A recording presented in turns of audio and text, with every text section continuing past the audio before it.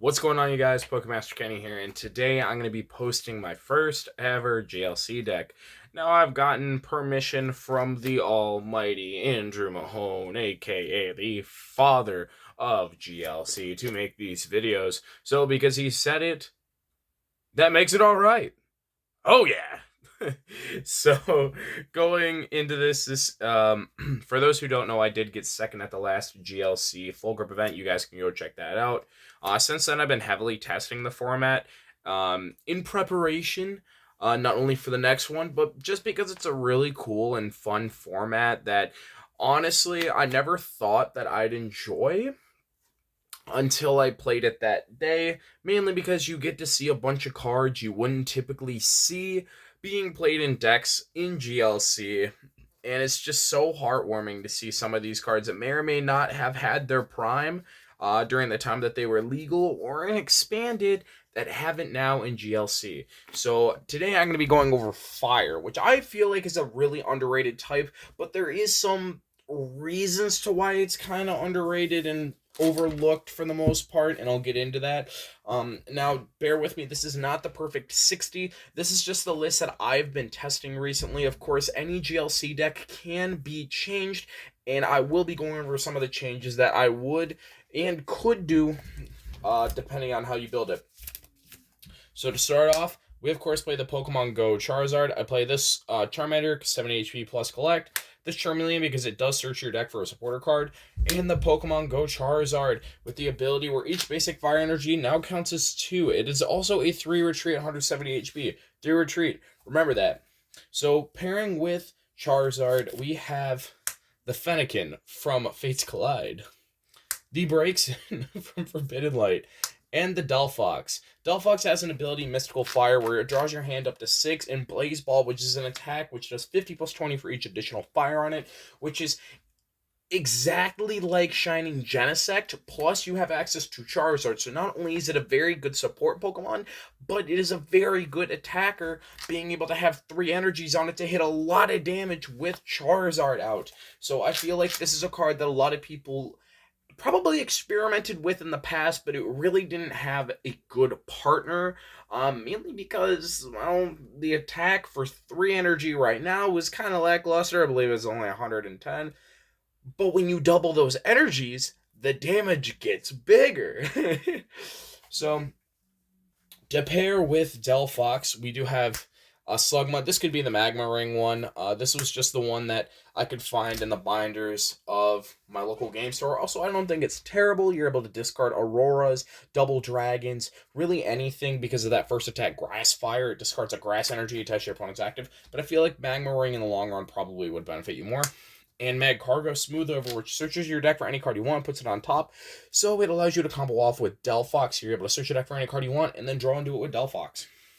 Now, one of our hard hitters is Arcanine, so we're going to play a 1-1 to Arcanine. Now, if you're not too familiar with GLC, GLC is a format where it's only singletons and one-ofs. So you can only play one of every single card in your deck, minus basic energy cards. So that's why you see not like a 2-1-2 Charizard line.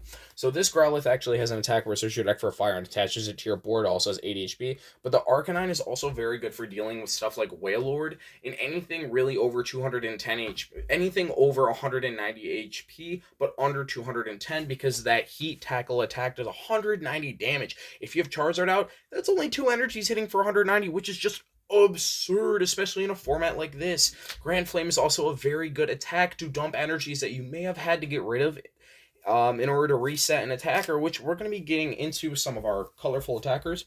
We also play a 1-1 Salazzle. Salazzle has the ability Roast Reveal, where you discard a fire energy from your hand and draw 3.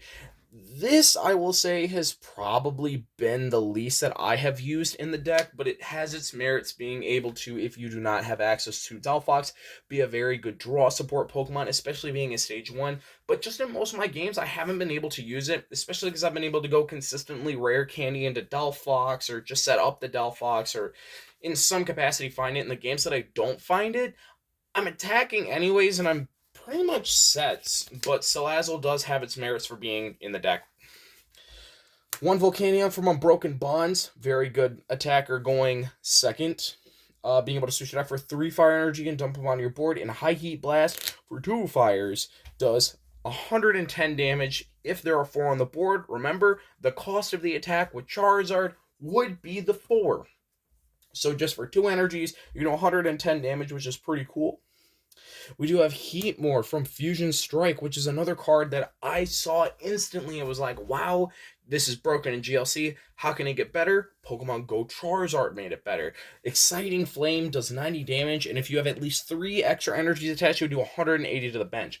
So I've been testing against Water recently, mainly because Water, I feel like, is one of the best decks moving forward into Pokemon Go.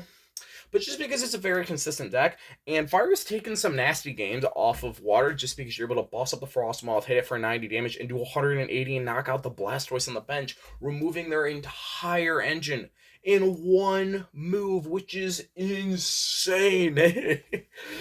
Heatmore is very good, especially in a deck like Fire's with Charizard, because you're able to either go Blacksmith or Welder and then attach return, and boom, 6 energies onto the Heatmore. GG's. We've got a Cosmic Eclipse Entei. Rally Back is a very powerful attack. Does 120 damage if one of your Pokemon was knocked out during the last turn. So, of course, with Charizard, it's a single energy attachment. If not, it's a Water Blacksmith target. And then our free retreater is Sunny Form, Castform. Now, don't be mistaken. It is not just a free retreater. It is a very good attacker in a deck like this. For 3 energy, you do 150, and then you have to discard a Stadium card and play. Otherwise, the attack does nothing. But 150 damage is nothing to scoff at. That is a lot of damage for such a card. So bulbous as Sunny Form, Castform with free retreat, you know? So that would round up the Pokemon line. For supporter cards, we will go over. We've got 1 Welder, because Welder is one of the heart and souls of the deck. And for Fire in general, just being able to attach 2 fires and draw. 1 Teammates. Teammates is a staple in any GLC deck, I feel like. Raihan, just because when you get knocked out, you just get anything you want. Research, I don't think I have to explain myself there. And same reason, staple. Marnie is a staple due to draw.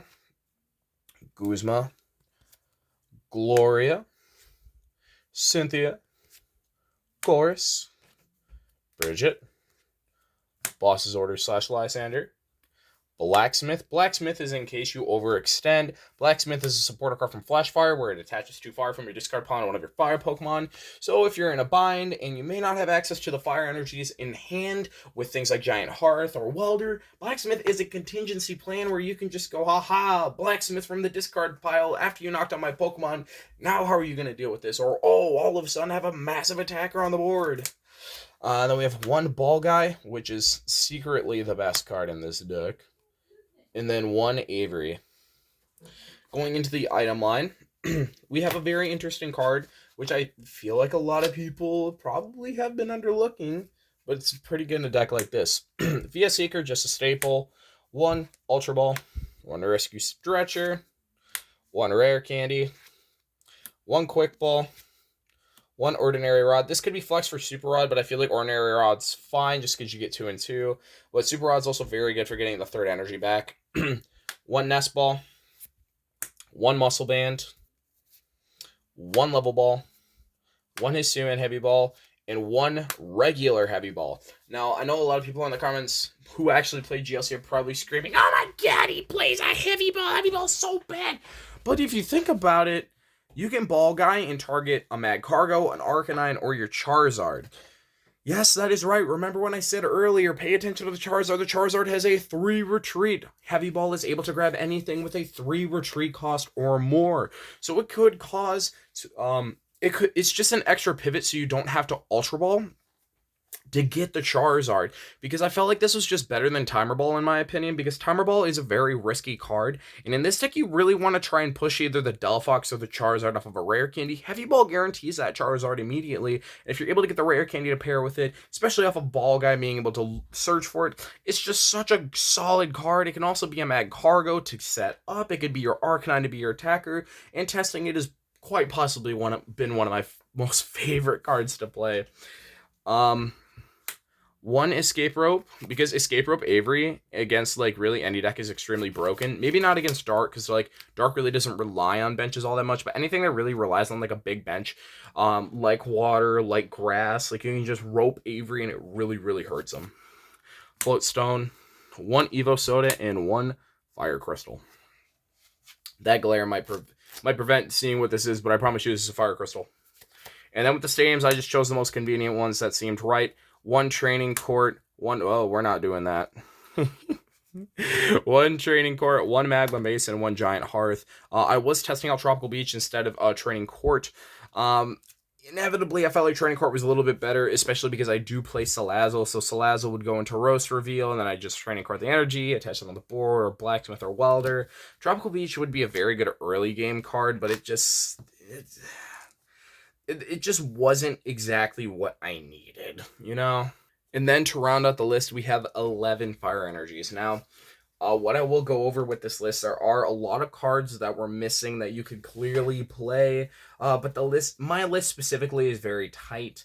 When it comes to things like I've almost debated dropping Salazzle completely, but Salazzle is a very good support Pokemon. One card that's obviously missing in some players' hearts is the Ho-Oh from I think it's Celebrations. But it does for 2 fire 50 and then 120 for 3. It's a very good basic attacker. It knocks out Snoms in one hit onto the bench. It does things that a very good basic Pokemon would need, but inevitably the damage output is what scared me from it. And it being a 2 retreat cost Pokemon, I was just like, I'd rather have this. I'd rather have like a Cast Form attacking. I'd rather have Arcanine attacking. But I could definitely see a Ho-Oh being added in here later along the lines if Heatmore doesn't end up working, because I feel like if you want Heatmore to work, you have to be a little more committed to it, but Heatmore so far has been working out. Moltres from Pokemon Go is another Pokemon where your basic fire type Pokemon do 10 more damage to the opponent's active. That's not in here mainly because some of my attackers are evolutions. So, the ones that are basic either one shot or they don't. I don't play Fighting Fury Belt in my list. I play Muscle Band. Fighting Fury Belt, unfortunately, was the flex card for the 3rd Stadium card, mainly because, like I said, one of my main attackers is an evolution, and I felt like I'd just go for pure consistency over Techie, and Fighting Fury Belt was more of a Techie card because, yeah, it's good, but I have a very low HP capped heavy Pokemon line, I want to say is the word for it. I believe the highest amount of HP for a basic Pokemon is 120 with Volcanion, yeah, or 130 with Entei. Wow, I'm fired. So having 170 HP in this format is pretty good, but I'd rather have the aggression instead of the additional 40 HP. You could also play Timer Ball or Evolution Incense, Town Map, Peonia. I feel like all those cards are very good in this deck. Peonia especially being able to grab stage 2s out in the grass winning list that Mike ended up giving to me. Special shout out to him, who actually got me into GLC as one of my locals. Quite possibly one of the best players in the game currently. He really put me on this journey of GLC and taught me the ways of consistency and anything that deck building related things I needed. Wow, I'm not even making sense anymore. But that is my take on Fire for GLC. I thank you guys for watching. Please subscribe and like for more content. If you want to see more GLC decks, drop it in the comment section below. Until then, see you guys later.